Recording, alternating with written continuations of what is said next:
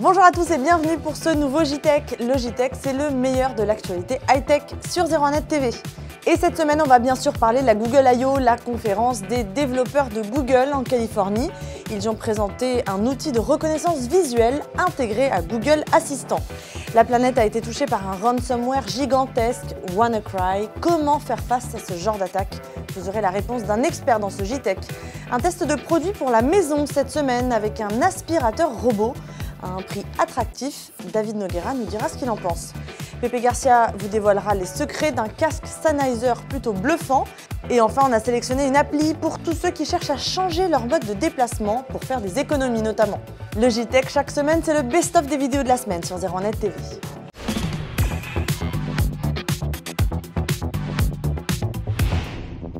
On connaissait la reconnaissance vocale couplée à une intelligence artificielle. Ça a donné chez Google, Google Assistant et Siri chez Apple. Et bien là, Google se met à la reconnaissance visuelle. Vous braquez votre appareil photo vers une image ou un objet et là, les explications d'Éric Le Bourgneuf.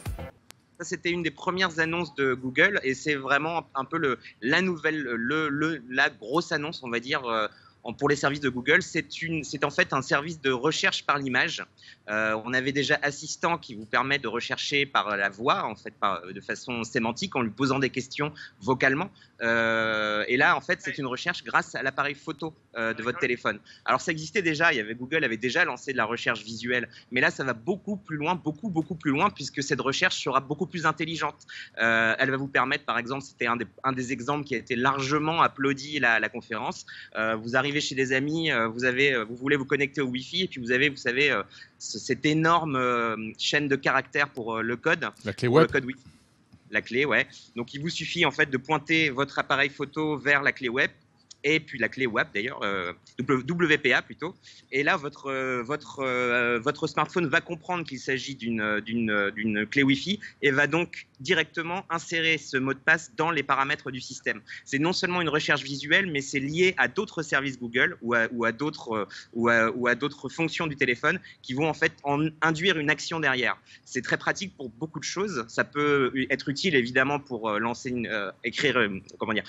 utiliser une clé Wi-Fi. Mais ça peut aussi vous servir à traduire du texte. Ça peut aussi vous servir si vous êtes, par exemple, dans une rue, vous cherchez un bon restaurant. Vous allez voir immédiatement les notes de tous les restaurants, ceux qui vous proposent à manger. C'est dingue. Voilà. Et ce ne sera pas une application, Lens, ce sera quelque chose qui va être diffusé dans tous les services de Google, à commencer par Google Photos. Donc, Assistant, évidemment, l'assistant dont on a aussi beaucoup parlé hier.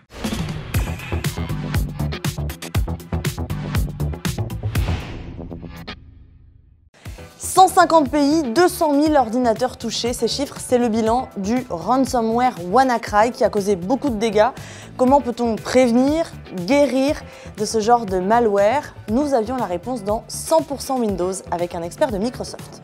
Tous ceux qui utilisent aujourd'hui un PC sur Windows 10 ne sont pas concernés puisqu'il y a déjà eu une update qui s'est passée elle-même, toute seule, en mode silencieuse, et qui protège le PC. Donc si on a Windows 10 et qu'on met à jour qu'on laisse mettre à jour Windows 10, on ne fait rien. Il n'y a pas de souci. C'est pour ça que de temps en temps, vous avez vu quand vous éteignez votre PC sous Windows 10, il met un petit peu plus de temps parce que justement, il installe les dernières mises à jour de sécurité. Tout à fait. C'est ça, hein? C'est ça. Ça n'a rien à voir avec la Windows Creators Update qui là n'est pas transparente, c'est-à-dire qu'il faut l'accepter, hein, cette mise à jour, qui propose de nouvelles fonctionnalités. Mais tout à fait. voilà. Donc, Windows 10, pas de souci. Windows 8.1, même combat. En revanche, si on a un Windows 8 ou un Windows 7, là, il faut faire la mise à jour via Windows Update. Exactement. Il faut demander une Windows Update, et puis dans ces cas-là, le PC se met à jour et corrige le problème. Attention, deuxième, on va dire, sécurité, c'est Windows Defender. Windows Defender, qui est par nature l'antivirus de Windows, qui est installé en standard avec, et qui lui aussi se met à jour de temps en temps et met à jour ses définitions de virus, donc ces ensembles d'assets qui permettent de gérer ces virus.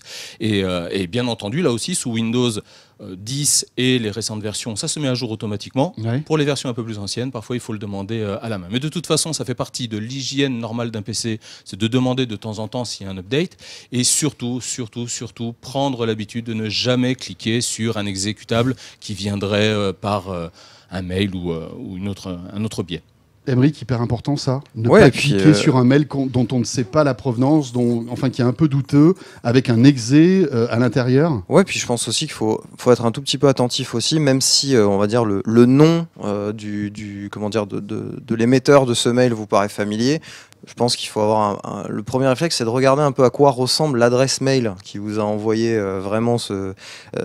qui est liée au contact. Si ça vous dit absolument rien ou qu'elle est complètement alambiquée, dans le doute, vaut mieux supprimer, quitte à ce qu'on vous renvoie le mail. Ah, t'as pas reçu mon mail? Ah bah non, tiens, je te le renvoie, et voilà. Vaut mieux supprimer dans le doute plutôt que d'ouvrir. Je pense que ce soit par le passé, il y a eu d'autres grosses attaques comme ça qui se sont propagées à très grande vitesse parce que les gens faisaient pas forcément très attention. Et puis, le risque zéro n'existe pas. Hein, donc, pour ça qu'on a les antivirus, on a tout ça sur nos machines aujourd'hui, parce que voilà, on va dire que les gens mal intentionnés sont très très inventifs, et il est facilement aujourd'hui il est très facile de finalement paralyser un système avec un petit exé de rien du tout qui va se propager à très très grande vitesse. Donc oui, dans le doute, vaut mieux tout supprimer en fait.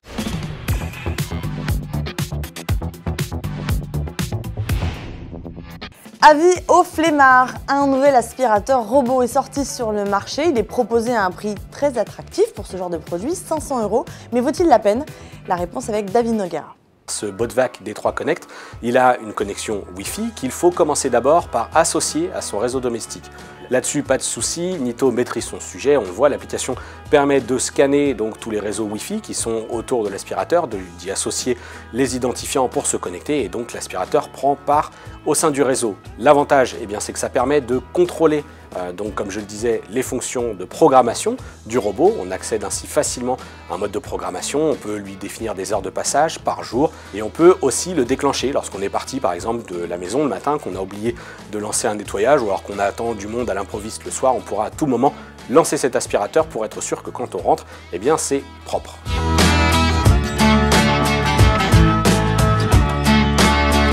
Malheureusement, entre la théorie et la pratique, il y a un fossé, et là ici il se vérifie, puisque cet aspirateur, il n'est pas génial. D'abord, le premier problème, c'est que si son télémètre lui permet de bien couvrir les pièces, il n'est pas doté d'une petite brosse d'angle, celle qui permet d'aller nettoyer tous les coins, les plinthes, et donc assurer un nettoyage le plus efficace possible à l'aplomb des murs. Ça, c'est le premier défaut.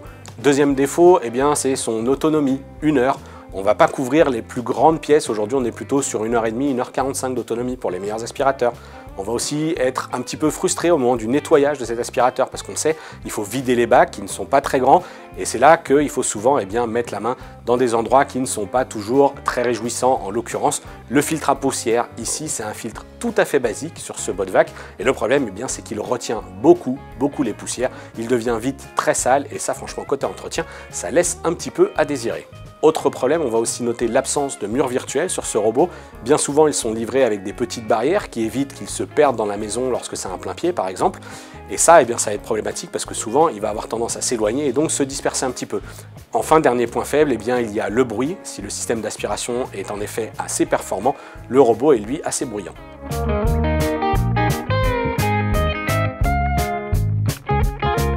Alors effectivement, à 500 €, Nitto propose un aspirateur qui est plutôt abordable si on considère la partie technologique et connexion Wi-Fi. Le problème, c'est que finalement, elle n'apporte pas assez, ou en tout cas ne permet pas de corriger tous les problèmes de ce robot, les performances du nettoyage, l'autonomie, le bruit et surtout sa conception. Donc non, on n'achètera pas ce modèle connecté, on préférera plutôt se tourner vers un produit plus classique, non connecté, avec des fonctions qu'il faudra finalement programmer via des boutons sur l'aspirateur, mais on pense notamment à des produits de chez LG, on fera une meilleure affaire en se tournant vers des produits concurrents.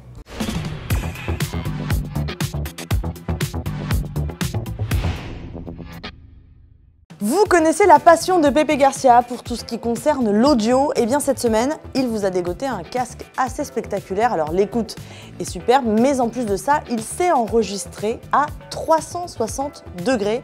Petite leçon de son binaural avec Pepe Garcia. Expérience dans Power maintenant. Mettez un petit casque sur les oreilles, un casque stéréo. Les prochaines séquences vont être enregistrées uniquement avec le capteur binaural, enfin les capteurs binauraux du Sennheiser Headset. C'est parti.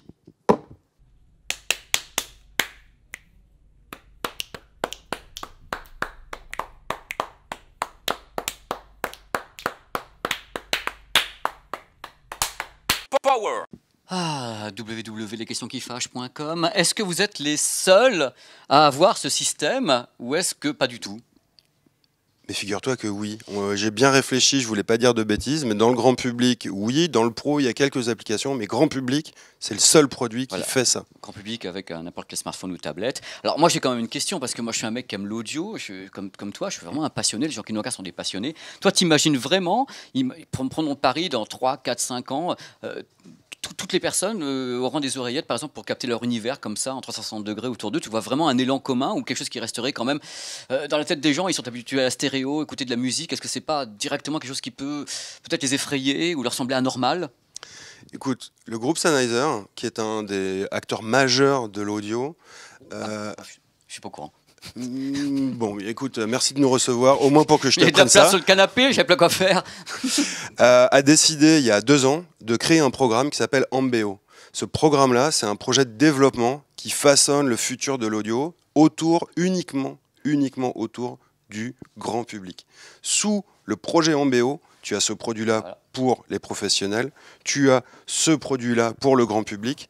Donc, si Sennheiser décide de se lancer corps et âme dans cette mission-là, c'est que oui, il y a un avenir, absolument. Le son immersif, c'est aujourd'hui, après-demain et encore après-demain.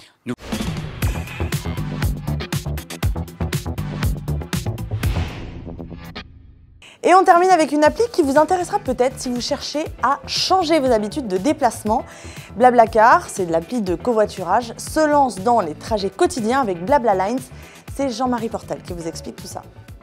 Mais oui, ne cherchez pas, BlablaLines est bien la petite sœur de BlaBlaCar, la célèbre appli de covoiturage, mais à cette différence près que BlablaLines est prévu uniquement pour les trajets réguliers du domicile au travail et vice-versa.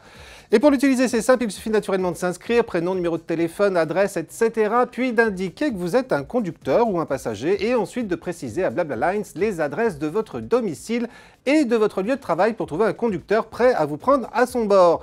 Mais bien évidemment, l'application marche dans les deux sens, c'est-à-dire que vous pouvez aussi vous déclarer en tant que conducteur et décider ainsi d'emmener d'autres BlablaLiners avec tout de même 2 petites contraintes. Le trajet ne doit pas faire moins de 10 km et pas plus de 80. Et puis surtout, pour le moment, BlablaLines ne fonctionne que sur Android et pour les axes Reims, Châlons et Toulouse-Montauban. Mais bien sûr, BlablaLines va s'étendre progressivement sur toute la France. Donc si vous êtes intéressé, c'est le moment ou jamais de l'installer.